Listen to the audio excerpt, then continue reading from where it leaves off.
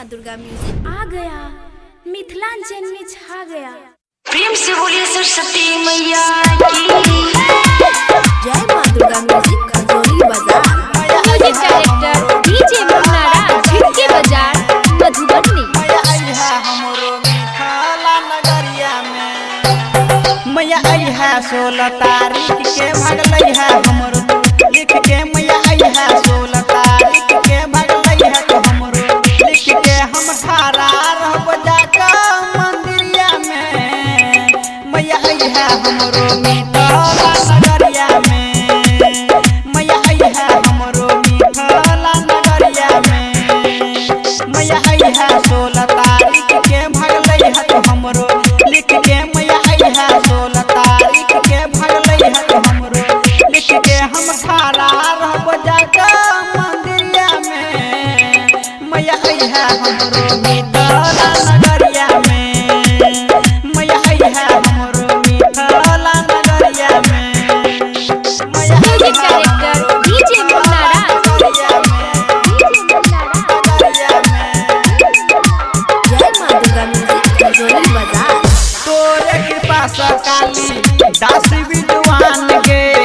तोहर महिमा मैया जग में महान गे, जग में महान गे। तोरे कृपा से काली दास विद्वान गे। तोहर महिमा मैया जग में महान गे। एक बेर चुका के मैया के हमरा बना दे गैया गे। एक बेर चुका के मैया के हमरा बना दे गैया गे। हम का नहीं छिए तोरा मंदिरिया में। मैया आई है हमरो मिथिला नगरिया में। मैया आई है हमरो मिथिला नगरिया में।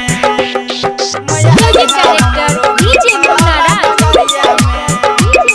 मैया आई है हमरो मिथिला नगरिया में। विद्या के दाता मैया जग में कहावे छै। शुभ संगीत के मैया गंगा बहावे छै, गंगा बहावे छै। विद्या के दाता मैया जग में कहावे छै। शुभ संगीत के मैया गंगा बहावे छै। रट राहुल के सुन ले पुकार गे, हाथ जोड़ में छोराम कुमार गे। रट राहुल के सुन ले पुकार गे, हाथ जोड़ में छोराम कुमार गे। सब प्रकाश मैया तू कई छौ दरदिया में। मैया आए बुझई है मिथिला नगरिया में। मैया आए बुझई है मिथिला नगरिया में। मैया आई है 16 तारीख के भगलई है तो हमरो लिख के। मैया आई है 16 तारीख के भगलई है तो हमरो लिख के। हम खड़ा रहब जाके मंदिरिया में। मैया आई है हमरो मिथिला नगरिया